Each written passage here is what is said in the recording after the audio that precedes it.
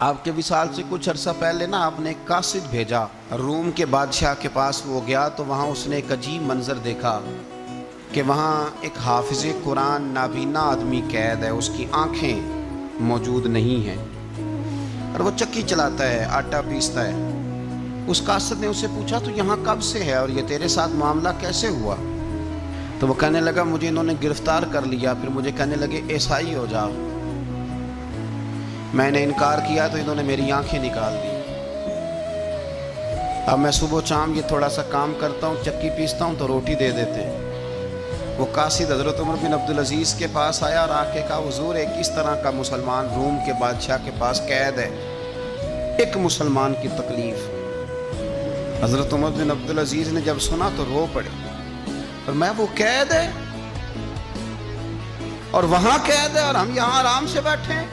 فوراً رکا لکھا قاصد سے کہنے لگے واپس جا, روم کے بادشاہ کو جا کے کہہ کہ اس نابینا قیدی کو فوراً آزاد کرے, ورنہ میں ایک ایسا لشکر بھیجوں گا, اتنا بڑا لشکر بھیجوں گا کہ اس کا پہلا آدمی تیرے پاس ہوگا اور آخری میرے پاس ہوگا, اور تجھے پھر وہ بندہ چھوڑنا پڑے گا. تو ابھی چھوڑ دے, میں تجھے پیغام دے رہا ہوں. وہ قاصد کہتا ہے جب میں رکا لے کے پہنچا, ظاہر ہے بڑا لمبا سفر ہوتا تھا, آنے جانے میں مہینوں بھی لگ جاتے تھے.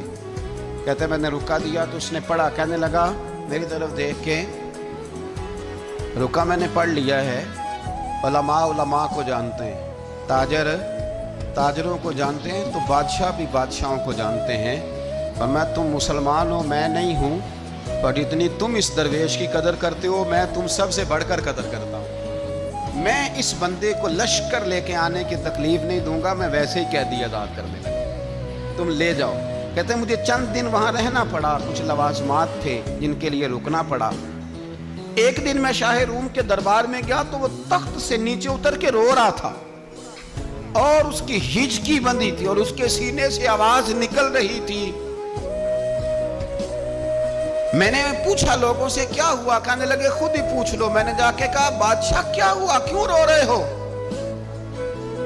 تو کہنے لگا آج دھرتی کا حسن اٹھ گیا ہے, آج سنگار ختم ہو گیا, آج دھرتی کا حسن اٹھ گیا. میں نے کہا کیا ہوا؟ کہنے لگے عمر بن عبدالعزیز انتقال کر گئے, تمہارا امیر چلا گیا. تو میرے دل میں خیال آیا, میں نے آہ بھری. میں نے کہا پھر ہمارے لیے کیا حکم ہے؟ تو فرمانے لگے وہ چلتا پھرتا راہب تھا, فرمایا اس کا حکم اگر میں زندگی میں مانتا تھا تو مرنے کے بعد بھی بات مانی جائے گی, تمہارا قیدی بھی تمہیں واپس کیا جائے گا اور عمر بن عبدالعزیز کی بات بھی سنی.